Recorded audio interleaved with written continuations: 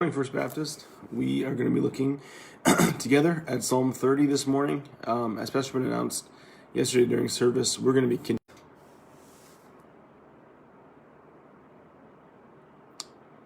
I think we disconnected for a second. Can someone let me know if we are okay?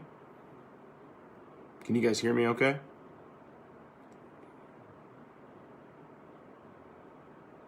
I think we're okay. I think we're good. Okay, yeah, there's a notification that popped up that said that we had a low connection. I wasn't sure if it was still going. Okay, yep, people are saying we're good. All right, so we're looking at Psalm 30 this morning, and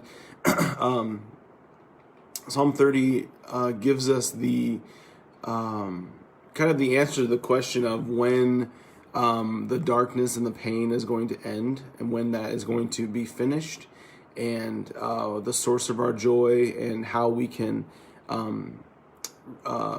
feel joy and feel peace in the midst of darkness.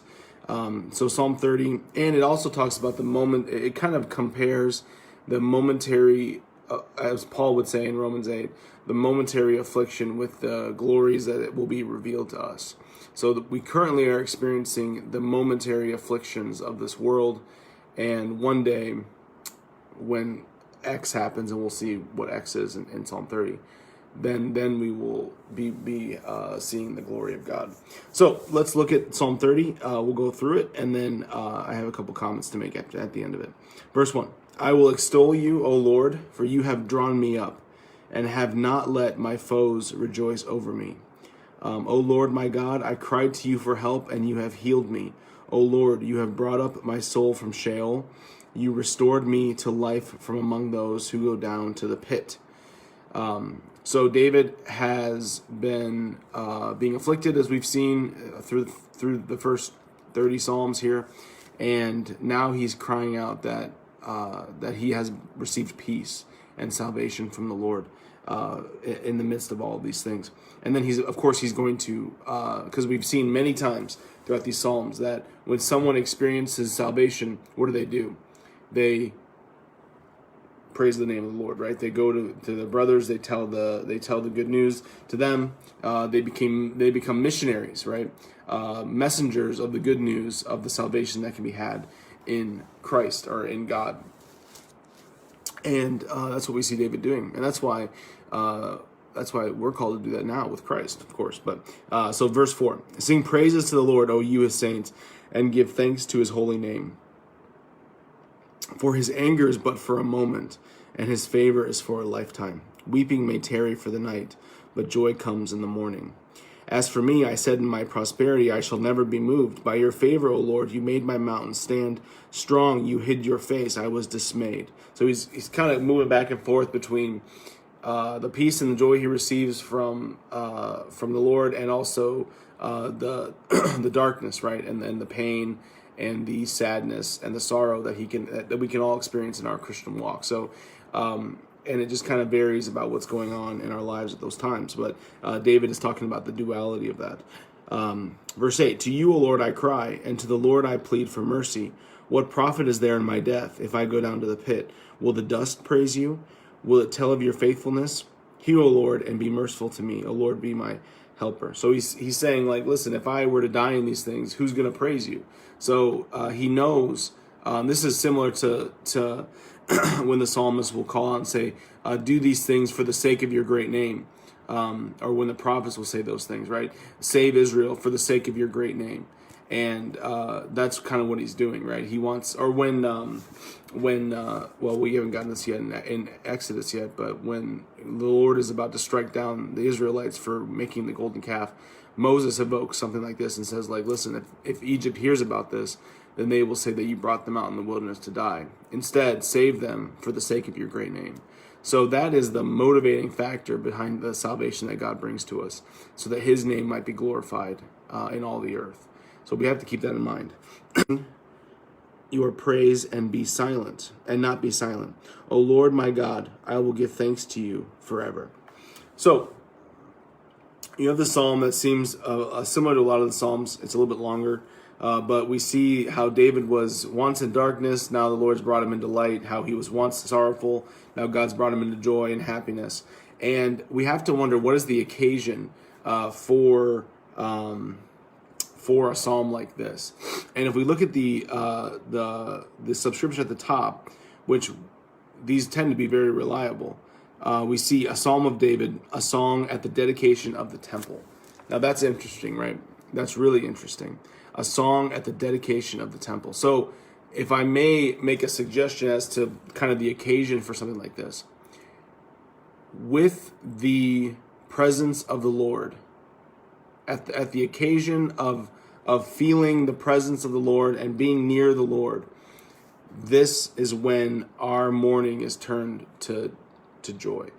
When we are systematically coming into a closer and a deeper relationship with God by means of Jesus Christ, we will see the darkness that we live in start to turn into light. And when it finally is completed and he returns for us, that's when we will see it fully be put away. So it's a progressive, systematic thing now as we draw closer to him out of our previous life and into our new life. As we embrace the kingdom, embrace our relationship with Christ, we will see the darkness in the morning start to dissipate and start to be turned to joy. And when he finally returns for us, fully, bodily, and perfectly, then we will see it completely come to fruition and to fullness. So that I think is what David was looking forward to, and saw in the temple being dedicated, because we know that the temple was where the presence of God was and where the glory was. And it signified a covenant with God. It signified a relationship with God that Israel had, that no other nation had in the same way. And so what can we do now? Well, we can wait, right? That's kind of the New Testament driving theme, is waiting for the return of Christ, expectantly looking forward to that.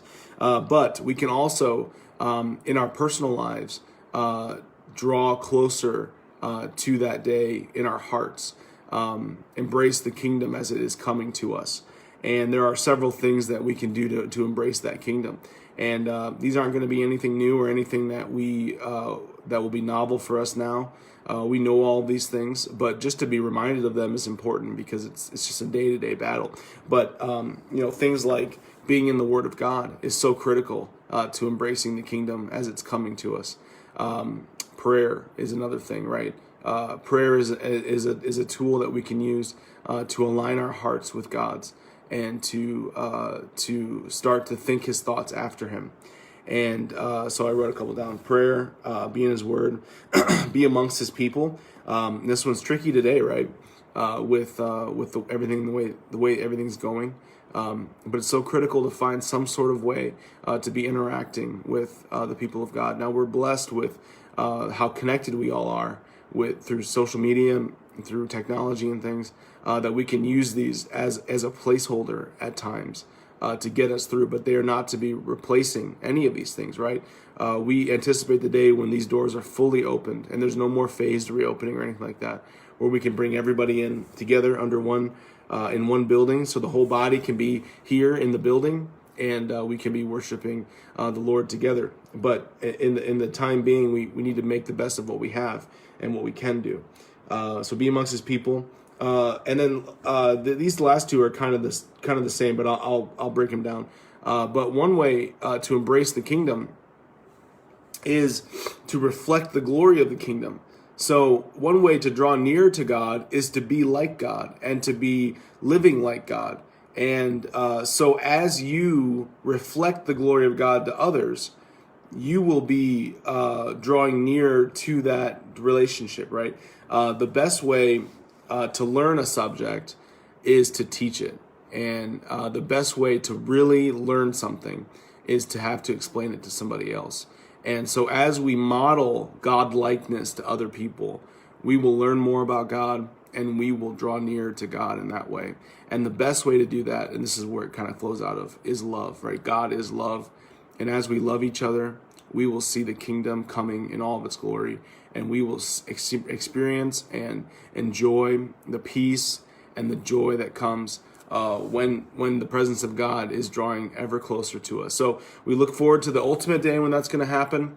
But in the time being, we can do these things that will help prepare our hearts for that day and bring the kingdom into our hearts as we await for it to finally come when Jesus Christ returns for us. So that's Psalm 30, a wonderful psalm, one that can help align our hearts. And we'll be looking at Psalm 31 on Wednesday. It's a longer one, so we'll be looking at Psalm 31 on Wednesday.